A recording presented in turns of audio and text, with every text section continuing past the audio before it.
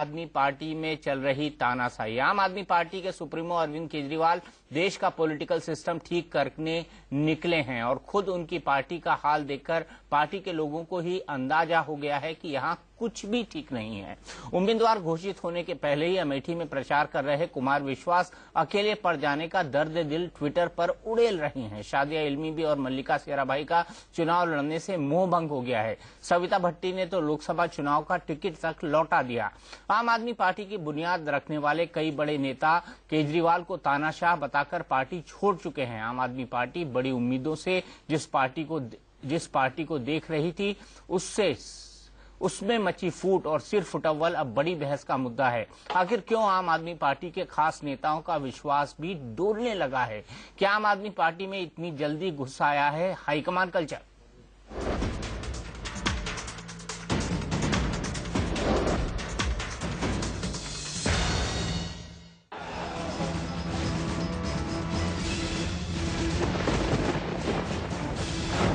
आम आदमी पार्टी की लोकप्रियता का ग्राफ जितनी तेजी से बढ़ा, अब उतनी ही जोर से गूंज रही है पार्टी के खास नेताओं के बीच खटपट। केजरीवाल की पार्टी में इस अमंगल गान की शुरुआत मंगलवार को हुई। लोकसभा चुनाव में विरोधियों से पहले केजरीवाल के अपनों ने ही घमासान छेड़ दिया। अशोक अग्रवाल के पार्टी छोड़ने का शोक मनाने का वक्त भी नहीं मिल पाया था कि अमेठी से पार्टी के स्वयंभू उम्मीदवार और केजरीवाल के सखा कुमार विश्वास ने ट्विटर पर टेंशन भरी कविता छाप दी। जिनके एक इशारे पर हम गुलशन से लोहा ले बैठे, जरा गंध मांगी तो बोले हवा अभी अनुकूल नहीं। प्रतिकूल पथ पर प्राण प्रण से चल रहा लथपथ अकेला, ढह गए संबंध पिछले, हट गया निस्वार्थ मेला। चढ़ती नदी में नाले गिरेंगे तो आस्थावान स्नान से भी डरेगा, आचमन तो भूल ही जाओ। आम आदमी पार्टी के कविराज का संदर्भ क्या था, ये तो वही जाने, लेकिन प्रसंग यही समझा गया कि वो अमेठी में अलग थलग अकेले पड़ जाने की पीड़ा बयान कर रहे हैं। उनकी पहली दो कविताओं का मतलब यही निकाला गया कि अमेठी में केजरीवाल के अब तक न पहुंचने से कुमार का विश्वास हिलने लगा है। ऊपर से ऐसी ही छायावादी रचना केजरीवाल ने भी ट्वीट कर दी। मोदी पर मेरे सीधे हमले के बाद अलग अलग ताकतें कैसे पाला बदल रही हैं, ये बड़ा दिलचस्प है। तमाम रिश्ते नए सिरे से परिभाषित हो रहे हैं, लेकिन सत्य ही जीतेगा। अब इस ट्वीट का सत्य तो केजरीवाल ही जाने, लेकिन ये सत्य है कि कुमार विश्वास एक जमाने में मोदी के मुरीद थे, और ये भी सत्य है कि केजरीवाल का ट्वीट कुमार विश्वास के ट्वीट के बाद आया। केजरीवाल ने तो अब तक अपने ट्वीट पर सफाई नहीं दी, और कुमार विश्वास ने जो सफाई दी उससे समझ में नहीं आया कि पार्टी में ऑल इज वेल है या गड़बड़ झाला। मेरा ट्वीट तो भारतीय जनता पार्टी पर है कि उसमें पासवान आ गए हैं।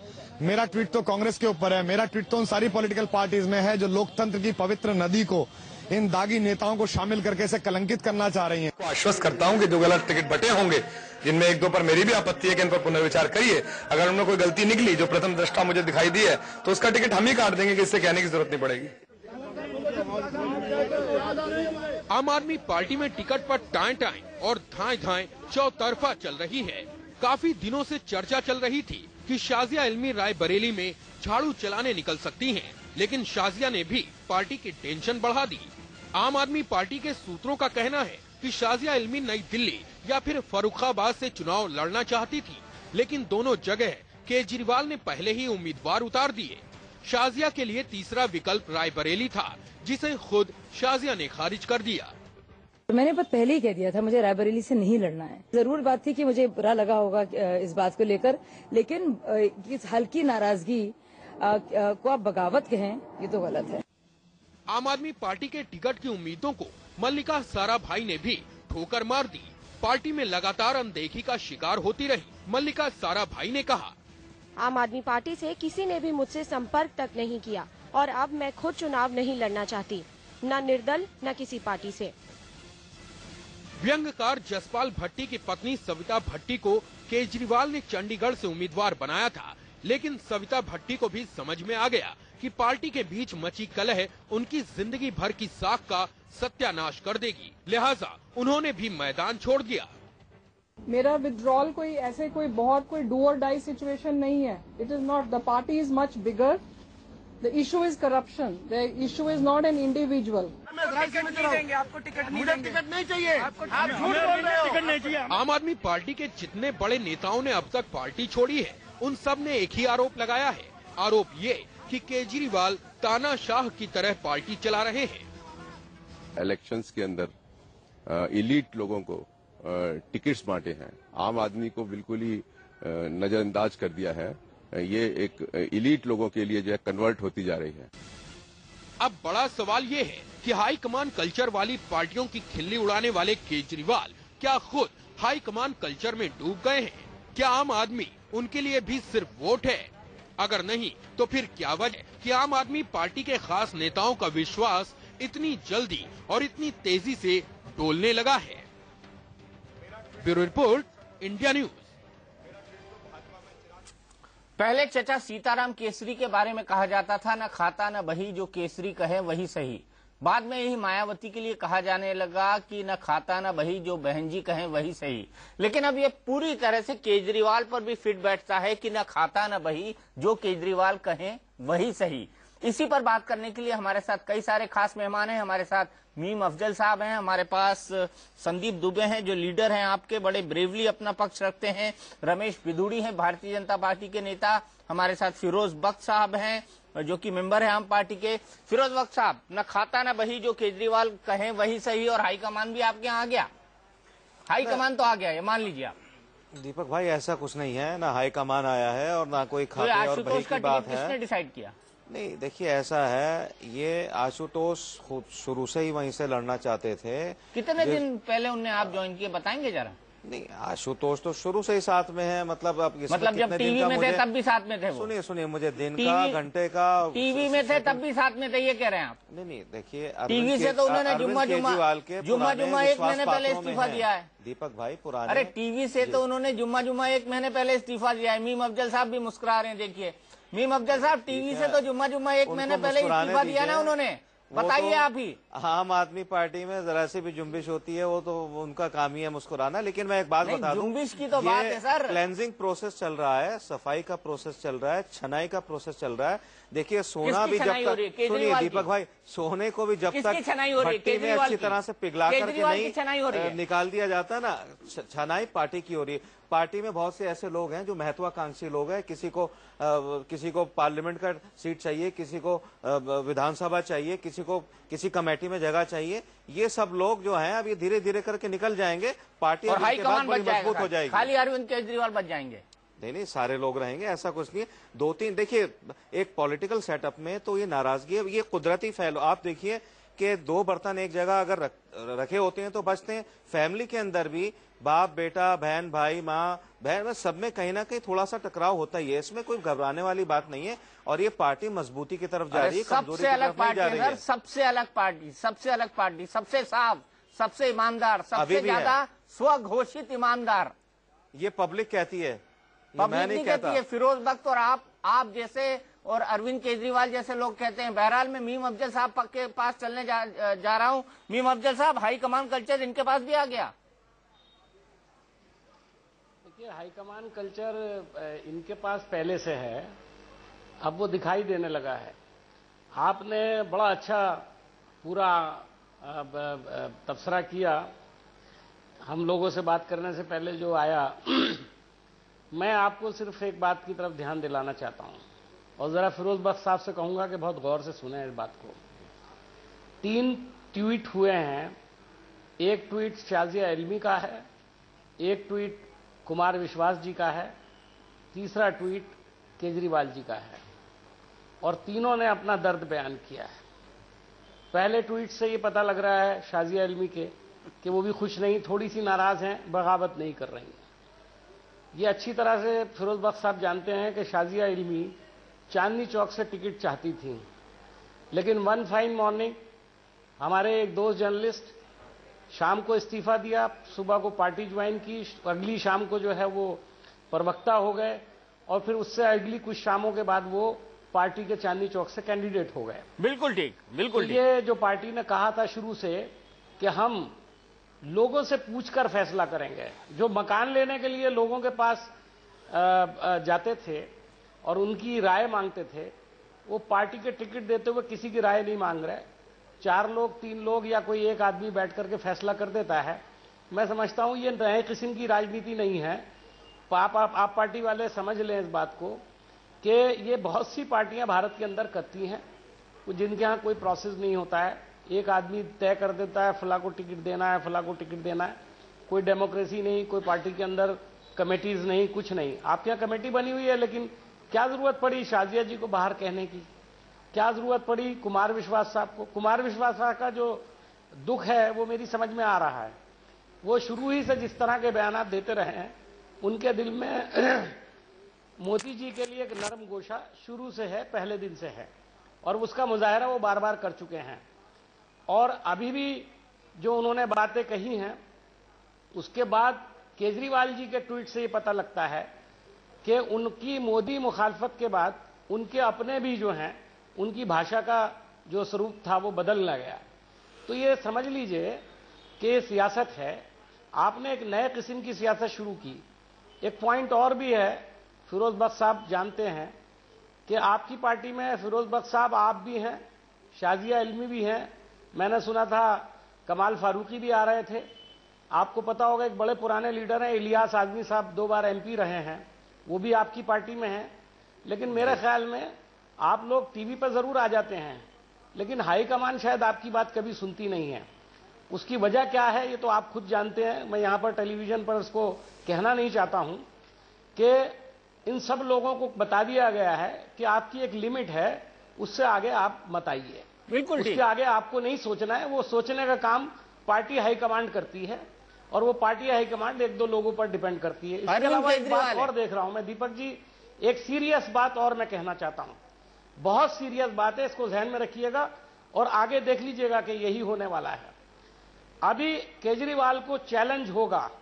कुमार विश्वास की जो जबान केजरीवाल के बारे में है, जो वो इंटरव्यूज करते हैं, उनको ऐसा नहीं लगता कि वो अपने नेता के बारे में कह रहे हैं, वो लगता है साथी। भाई साथी तो होते हैं, कॉमरेड होते हैं, साथ होते हैं, लेकिन इज्जत के साथ नाम लिया जाता है।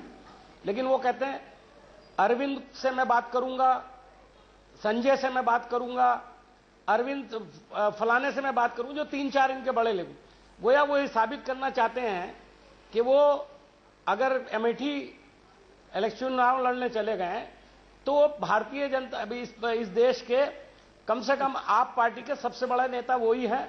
गलती से लोग अरविंद का नाम ले देते हैं। बिल्कुल। तो मुझे लगता है जो एक आहंग इनके अंदर आ गया है, जिसके लिए अरविंद केजरीवाल साहब ने अपना शपथ लेने के बाद कहा था, भैया गुरूर मत करना, भैया आहंग से दूर रहना, वो सब कुछ इसमें नजर आने लगा है। सब कुछ नजर आने लगा।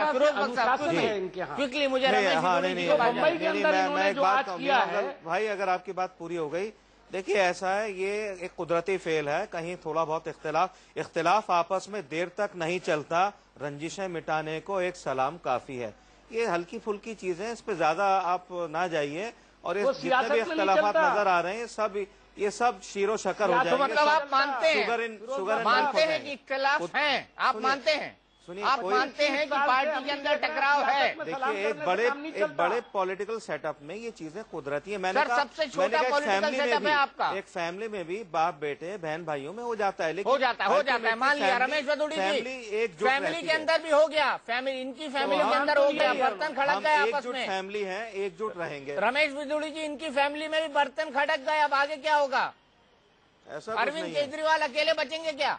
दीपक जी, मैं ये अभी बड़ी गुफ्तगू के साथ बातें कर रहे हैं। मैं इनसे पूछना चाहता हूं, अभी जो कह रहे हैं, पहले तो जो इनकी नीम है ना जी, नीम वो ही झूठ के, वो उसमें रेत के उस पर टिकी हुई थी नीम जी, झूठ के उस पर जी। इनके जो नेता हैं अरविंद केजरीवाल, वो स्वयं में आम आदमी नहीं है, वो एक फर्स्ट क्लास सीनियर ऑफिसर हैं, IRS ऑफिसर, उनकी पत्नी भी हैं, जो कम से कम 1.5 लाख रुपए की सैलरी हर महीने उठाते हैं जी। इनके नेता कुमार विश्वास जो चुनाव लड़ने गए हैं, वो 3.5 करोड़ की कार में, लैम्बोर्गिनी जो इनकी गाड़ी है उसमें वो चलते हैं। इनकी जो साजिया इल्मी जी हैं, वो करोड़ों की संपत्ति की मालिक है। तो पहले तो ये कितने आम आदमी है, इनकी जो नींव रखी गई थी, उन्हें लोगों की भावनाओं को कैश करने के लिए अपने आप को आम आदमी कहने की एक टोपी पहन ली इन लोगों ने जी। तो वो करोड़ों की संपत्ति की मालिक है। तो पहले तो ये कितने आम आदमी हैं, इनकी जो नींव रखी गई थी, उन्हें लोगों की भावनाओं को कैश करने के लिए अपने आप को आम आदमी कहने की एक टोपी पहन ली इन लोगों ने जी। तो पहले तो जो इनकी नींव रखी गई थी ना जी, वही झूठ के ऊपर रखी गई थी जी। वही ये झूठे थे कि ये लोग आम आदमी नहीं है जी। अरविंद केजरीवाल जी ने जो बातें कही आम आदमी के बारे में, वो कल परसों एक टीवी चैनल पे पूरे देश ने देखा है दीपक भाई। और उसके बाद आपने भी जो क्वेश्चन किए, जनता बताए कि जब रिजल्ट आएगा ना 16 मई को कि आम कौन है और खास कौन है, डेमोक्रेसी नहीं है। वो भीम जी की बीमारी भी, भीम जी की पार्टी भी 10 जनपद से चलती है, वो भी डेमोक्रेसी की बात नहीं कर सकते इनके साथ साथ। और इन्होंने जो सीखा है ना, वो कांग्रेस से सीखा है। कांग्रेस भी 1972 में गरीबी हटाओ का नारा देकर गई थी। ये केजरीवाल जी भी उसी नारे को लेकर आए थे कि हम गरीबी दूर करेंगे, गरीबों के अधिकार की बात करेंगे। लेकिन दिल्ली में 49 दिन रहने के बाद कितने गरीब की बात करिए, ये सर्वविदित है, किसे छुपा हुआ नहीं है दीपक जी। तो इसीलिए हाथी के दांत खाने के कुछ दिखाने के, कल एक्सपोज हो गया जी। अब बेचारे कुमार विश्वास जी को पेल दिया वहां पे कि तुम जाइए चुनाव लड़िए जाके अमेठी से राहुल गांधी के खिलाफ। अब उनको लग रहा है मेरी को सुधी लेने वाला नहीं हो रहा है, मेरे को तो रगड़ दिया है और मेरी को बूझ। और आज कुमार विश्वास जो फाउंडर मेंबर कहे जाते हैं, तो मैं पूछना चाहता हूं, इन्होंने भी टिकट दी है अभी पत्रकार महोदय को, ये उनकी गलती नहीं है। इस प्रकार के अपॉर्चुनिस्ट लोग जो इनको समय समय पर मदद कर रहे थे, उनको ये ओबलाइज नहीं करते केजरीवाल जी। आप तो टिकट नहीं दे रहे हैं, रामकृपाल सिंह को आपने टिकट नहीं दिया है, जो आरजेडी से आए, दूसरों के ऊपर उंगली उठा रहे हैं होते रहते जी। तो अब मजबूरी बन गई केजरीवाल की कि जो इनके झूठ की बारात को चलाने वाले लोग थे, झूठ की ढेरी को उठाने वाले लोग थे, वो अब सविता भट्टी जी ने, वो कोई ग्रह नहीं है, वाइफ घरेलू महिला है बेचारी, उन्होंने इनका चरित्र देख लिया। अग्रवाल जी ने इनका चरित्र देख लिया, कल उन्होंने जो देखा है कि इनकी कथनी करनी में क्या फर्क है। ये भ्रष्टाचार के खिलाफ लड़ाई लड़े थे दीपक जी। मैं पूछना चाहता हूं, इन्होंने 49 दिन की सरकार में जो इन्होंने ड्रामे झूठे मैं पूछना चाहता हूं, अब ये कह रहे थे 1 मिनट पहले ही, मैं ये बड़े अदब के साथ बातें करते हैं, हम आम आदमी की लड़ाई लड़ेंगे। अगर आम आदमी की लड़ाई लड़ेंगे तो ये जन लोकपाल के नाम से भाषण बंद होगा तो हम लोग भी तकरीर हो गई, इसको कट शॉर्ट करिए। अच्छा विदोड़ी जी, आपका जो भाषण है, विदोड़ी जी आपका पॉइंट ऑफ व्यू रख गया। संदीप दुबे का, फिरोज बख्श साहब, संदीप दुबे के पास चलते हैं। संदीप दुबे, तो आपकी पार्टी में भी हाईकमान आ गया, अब हाईकमान ने आपको क्या क्या है, इंडिया न्यूज पे बहस में जाना है कि नहीं जाना है? दीपक भैया, मैं हूं बिहार का रहने वाला, और बिहार में एक बड़ी अच्छी कहावत है। वो कहावत ये है कि जो चलनी होती है ना, वो सूप को कहती है कि बताओ कितना तुम में छेद है। तो ये कांग्रेस बीजेपी के लोग बार बार जो हम पे उंगली उठा रहे हैं, अगर आज इन्होंने अच्छा काम किया होता तो आम आदमी पार्टी की जरूरत नहीं होती। दूसरी बात, हाईकमान की जो बात करते हैं, हमारे यहाँ 5 आदमी, ये कहते हैं कि 5 आदमी 6 आदमी कर रहे हैं, मिलके काम कर रहे हैं। इनके यहाँ तो एक आदमी के अलावा दूसरे का कोई नाम नहीं है। दूसरी बात, तीसरी बात जो है, मुद्दों पे राजनीति हो रही है, और कुमार भाई ने जो बात कही है वो बड़ी संजीदगी की बात है, उस पे बड़ा ध्यान देना चाहिए। क्योंकि भाजपा के यहाँ हर रोज कभी पासवान जी आते हैं, कभी कोई आता है, कभी कोई आता है, और इनके पास आते ही वो देशभक्त हो जाता है। अरे भ्रष्टाचार मुद्दा है, और ये लोग मोदी जी को मुद्दा बना के पूरे देश में ढिढोरा पीटना चाहते हैं। इनका तो भ्रष्टाचार से कोई लेना देना नहीं है, इनका सांप्रदायिकता से कोई मतलब आप में 5 पांडव सिर्फ सत्ता के लिए, कुर्सी के लिए राजनीति कर रहे हैं। और दीपक भैया, आप में 5 पांडव और ये शकुनी मामा, आप क्या कह रहे हैं? आप में 5 पांडव और ये शकुनी मामा करेंगे, जितनी बुराई करेंगे उतने। संदीप जी, अरे संदीप जी, नहीं सुन लीजिए, रामायण में सीता जी को तुम्हारी विचारधारा क्या है? ये बात है, बढ़िया आप अपनी विचारधारा स्पष्ट करें। आप आज के राजनीति में आ रहे हैं ना, आप विचारधारा स्पष्ट करें। प्रसाद भूषण से मुझे उनकी क्या सोच है, मेधा पाटेकर की क्या सोच है? आपको तो बोलने का अधिकार नहीं है रविंद्र। अरे आप पहले विचारधारा बताएं, आप विचारधारा सुन लीजिए, विचारधारा सुन लीजिए। आप जो बात करें, आप अपनी असम को लेकर आप थोड़ी जरा शिष्टता के साथ बात करिए, वही स्वराज हमारी, इतना वॉल्यूम ना बढ़ाइए। दूसरी बात, यहाँ कोई कुश्तम कुश्ता नहीं हो रही है, आप लोग करते हैं, आराम से बात करें। आप गांधी की आप लोग बात करते हैं, आप भैंस अपने रंग को देख नहीं रही है, और छाते जरा आराम से बात करें, यहाँ कोई लड़ाई नहीं हो रही है, ये एक मुहज़्ज़ब टीवी डिस्कशन है, ये कोई पहलवानी नहीं कर रहे हैं यहाँ पे बैठ के।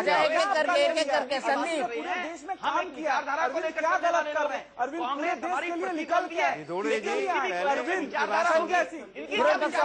योगेंद्र यादव या जो भी आम आदमी पार्टी से लोग जुड़े हुए लोग किसके लिए आए हैं? वो देश के लिए निकल के आए। और आप लोग को दिक्कत ये हो रही है कि नई पीढ़ी देश के लिए क्यों निकल के आ रही है? नए नए नेता आपको आप भी रोते नजर आओगे। अच्छा संदीप चाहता है, आम आदमी इसलिए संदीप एक मिनट, संदीप एक मिनट, फिरोज बख्श साहब एक मिनट, संदीप है चमन में आसियां अपना, तो ये काम क्यों नहीं होने देना चाहते आप लोग?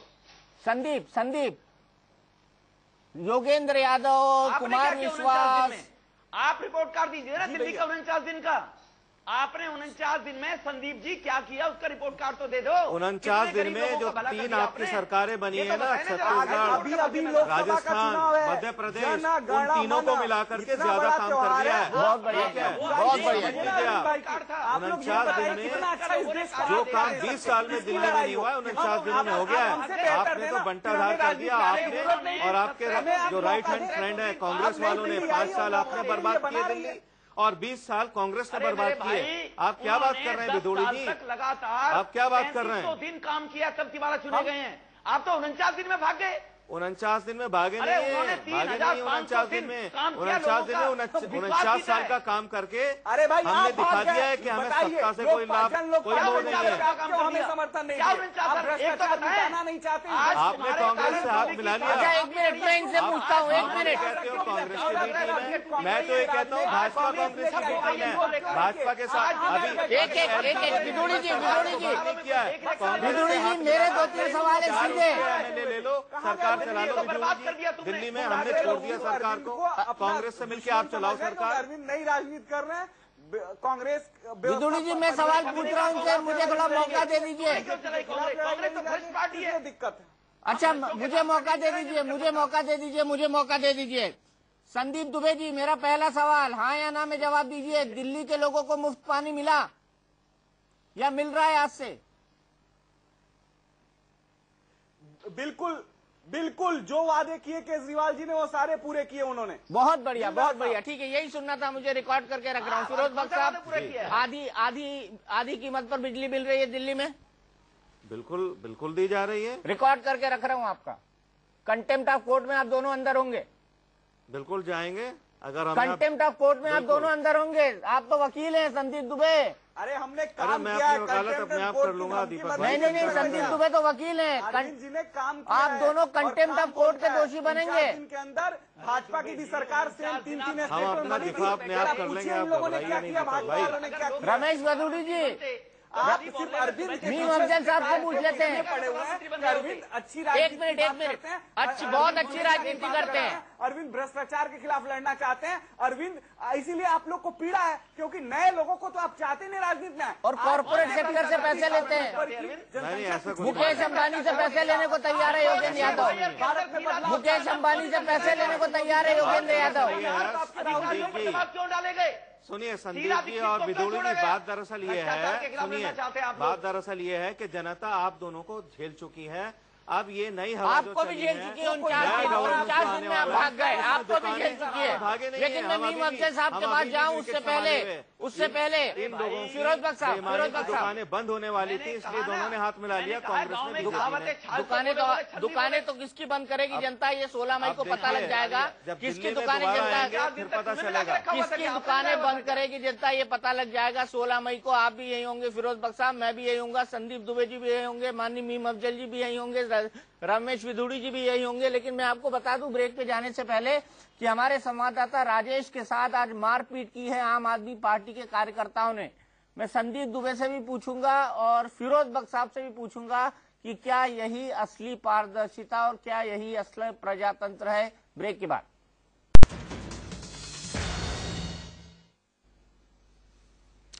तो बहुत जल्दी आ गया आम आदमी पार्टी में हाईकमान कल्चर और उसका असर देखने को मिला इंडिया न्यूज के संवाददाता राजेश को, जिनके साथ आज धक्का मुक्की हुई, मार पिटाई हुई मुंबई में उस वक्त जब केजरीवाल रोड शो कर रहे थे, वो भी केजरीवाल की आंखों के सामने। राजेश क्या हुआ आपके साथ? अरविंद केजरीवाल इस वक्त हमारे साथ है। दीपक जी, आज अरविंद केजरीवाल और आम आदमी के चाल और चरित्र दोनों के दर्शन जो है वो मुंबईकरों ने किए। जितने भी मुंबईकरों से हमने बात की, सबका कहना है कि किसी भी दूसरे राजनीतिक पार्टी से अलग नहीं है। मुंबई आते हैं हवाई जहाज से, उसके बाद पब्लिसिटी के लिए चाल और चरित्र दोनों के दर्शन जो है वो मुंबईकरों ने किए। जितने भी मुंबईकरों से हमने बात की, सबका कहना है कि किसी भी दूसरे राजनीतिक पार्टी से अलग नहीं है। मुंबई आते हैं हवाई जहाज से, उसके बाद पब्लिसिटी के लिए ऑटो में चलते हैं, ट्रेन में चलते हैं, जिससे मुंबईकरों को खासी परेशानी हुई। पीक आवर था जिस वक्त केजरीवाल जो है वो मुंबई की सड़कों पे ट्रैवल कर रहे थे या फिर ट्रेन में ट्रैवल करते, लोगों को अपने जगहों पे जाना था। तो ये पहली बात है। दूसरी बात मैं आपको बता दूं कि इंडिया न्यूज और इंडिया न्यूज के संवाददाताओं से खास करके आम आदमी पार्टी के लोगों को दिक्कत है। जब हम चर्चगेट स्टेशन पे भी लोगों से बात कर रहे थे कि उन्हें क्या दिक्कत हुई, मेटल डिटेक्टर जब टूटा था, तब भी आम आदमी पार्टी के कार्यकर्ता हमसे उलझ रहे थे, हमसे धमकी भरे लहजे में बात कर रहे थे। और रोड शो के वक्त जब मैं केजरीवाल का इंटरव्यू करने, अरविंद केजरीवाल का इंटरव्यू करने उनकी जीप पे चढ़ा, धक्का मुक्की हुई, गाली गलौज हुआ, मुझे जीप से नीचे खींच दिया गया, गिरा दिया गया। मैंने उनसे बार बार कहा कि मैं सिर्फ इंटरव्यू करना चाह रहा हूं, उनका पक्ष जानना चाह रहा हूं। जो शाजिया इल्मी जो दुखी हैं, पार्टी से नाराज हैं, इस बात पर समर्थक सुनने को तैयार नहीं थे, लगातार धक्का मुक्की कर रहे थे और गुत्थम गुत्थी कर रहे थे। और मुझे वहां से जीप से पहले तो ढकेल के नीचे लाया गया और जब उनसे पूछ रहा था कि गलती क्या है तो उनका कहना था कि आप उल्टी खबरें दिखाते हो। मैंने कहा कि जो दोनों पक्ष की बातें होती है वो इंडिया न्यूज दिखाता है, लेकिन वो सुनने को तैयार नहीं थे। काफी बुरा सलूक जो है वो किया गया। जी दीपक जी। मीम अफजल साहब, इसको क्या कहेंगे आप, हिटलरशाही? अराजकता जो बार बार खुद ही बोला मोदी जी ने, इन्होंने केजरीवाल जी ने कि हाँ हम अराजकता करते हैं। वो वोट क्लब पे रेल भवन पे भी नजर आई, वो बाद में बीजेपी के दफ्तर पे भी नजर आई और आज बंबई में भी नजर आई। तो मैं तो यही कहूंगा कि वो तो वही करते हैं। आज ये असल में ये नई किस्म की राजनीति समझ रहे हैं इसको और कुछ नई मिसालें पेश कर रहे हैं देश के सामने। और लेकिन बात यह है कि मिसालें अच्छी नहीं हैं। अभी जो आपके जो रिपोर्टर कह रहे थे सुन के मुझे हैरत हो रही थी। भाई बात का जवाब तो वो देते हैं तो उनको कम से कम बात का जवाब देना चाहिए था।